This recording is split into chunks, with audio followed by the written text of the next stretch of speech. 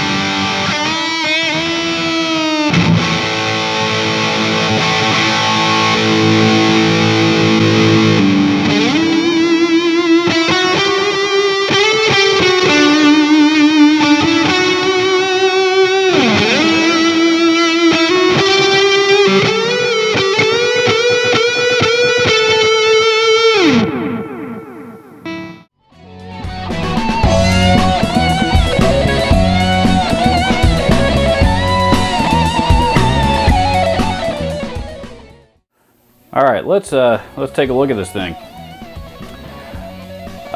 This particular one is the Black Pine Limited Edition. The only difference between this and a regular Shaman 20 is the Black Pine wood that they used on it. That's the only difference. Beyond the electronics, everything, tubes, all that stuff are all the same. The way that this thing works is you have essentially it's a 2-channel amp with 2 voicings on each channel, and each channel has its own independent EQ and own independent everything really. Volume, control, gain, volume, presence, and then of course bass, middle, and treble. In keeping with the Shaman theme, they use the hieroglyphics instead of just labeling the knobs, which oftentimes gets for me anyway, gets confusing because I can never remember which one of these is gain and which one of these is volume just by looking at it. And so therefore, when you buy one, it comes with this handy dandy little legend that tells you what all the symbols mean. And I have been smart and kept that thing on the handle at all times so that I can look at it for reference. Because like I said, gain and volume especially, I always forget which one's which. You'll also see there's another one on here for harmonic content limiter, which is that symbol right there. There is no control right there. I don't know if there was once a control on a design. Rabia Masad did a demo on this amp way back when it was pretty new, and his had a reverb control, I believe it was, right there where that symbol is. His is the only one I've ever seen that has that control though. I don't know if his was specially modified or what it was, but regardless, this here says harmonic content limiter. There is no harmonic content limiter there. But anyway, the way that this thing works, again, each channel has its own individual set of controls, gain and volume, as well as EQ, as well as each channel has its own set of 2 different voicings. The up voicings are the 2 cleaner, or the cleaner of the 2. This is the clean voicing. That is what they call pushed. And that is what they call crunch, which is a lot of gain. And then the bottom switching there is high gain, which is absolute flamethrower distortion. Each channel also has a wattage selector. It's 20 watts full power. You can also move it down to 10 watts should you choose to do so. And then the switch over here is your would be your manual channel selector. Putting it in the middle operates it. Lets you operate it with the accompanying foot switch, which is how I have it set up. And then of course your power and standby switches. instrument input, guitar input if you will, and your foot switch is actually plugged into the front here of this amp. On the back side, pretty straightforward. Pop this panel off to access the tubes. That's where your fuse would go, as well as your IEC power cable. Pretty standard. This is your effects loop, send and return, and your speaker outs. You can do either 8 ohm or 4 ohm, no 16 ohm option. On a low wattage amp, might not be necessary for a 16 ohm option anyway. The star of the back panel here is the hard bypass switch. And you can shut it off and choose to bypass the effects loop if you want to. When you don't have any effects plugged into it anyway, that will significantly mellow out the gain on the lead channel especially.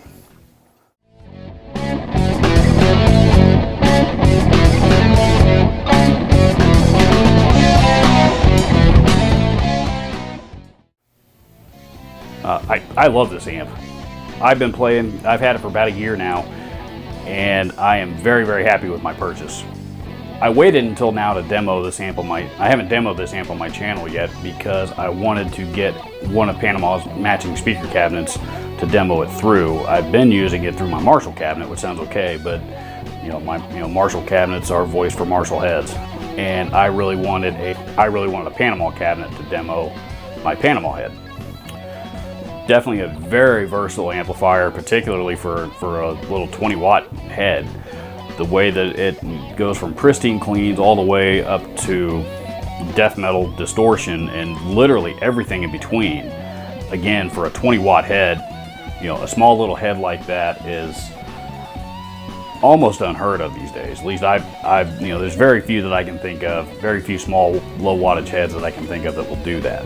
And certainly none that are in the price range of the Panama Shaman 20. These amps brand new are $699, which means that virtually anybody can buy one.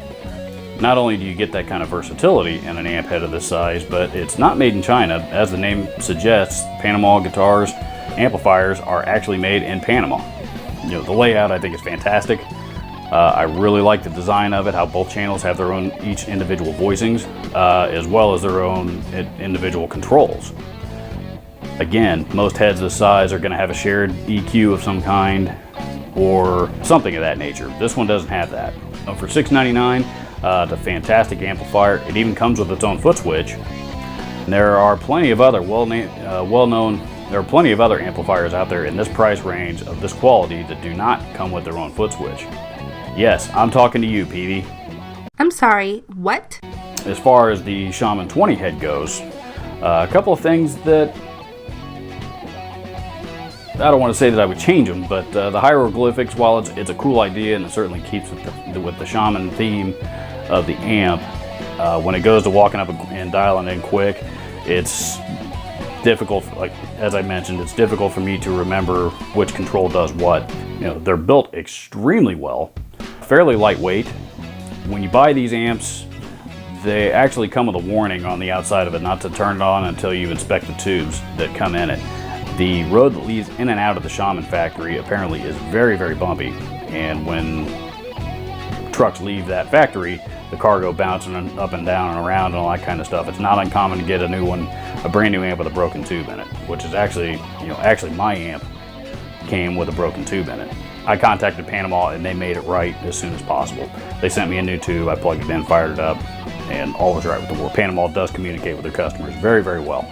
I've contacted them very easily through email, Facebook, and Reverb, all with no issues whatsoever. And one other thing about it, it just looks cool. There's not another amp out there on the market that uses the exotic woods in both their heads and their cabinets with the craftsmanship that they employ. And like I said, it's just a really, really cool looking head, looking guitar and cabinets. The main reason that I bought this amplifier is because I wanted a good solid pedal platform specifically for my YouTube channel, and I've heard the other demos on YouTube of it, and really, really liked the clean sound, and decided that was probably going to be the way to go. And I got one, and I was very pleased with the clean sound. Most of the pedal demos that you've heard on my YouTube channel have all been done through the Panama Shaman 20, and that is specifically because the clean channel is as clean as it is. In my opinion, I think it's a fantastic pedal platform.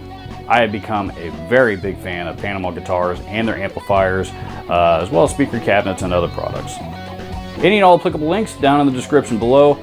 If you like this video, please don't forget to hit the subscribe button and leave me your comments down below, especially if you own a Panama Shaman 20 or any other Panama product. Let me know what you think. Let me know what other products of theirs you're looking forward to. Thanks for watching.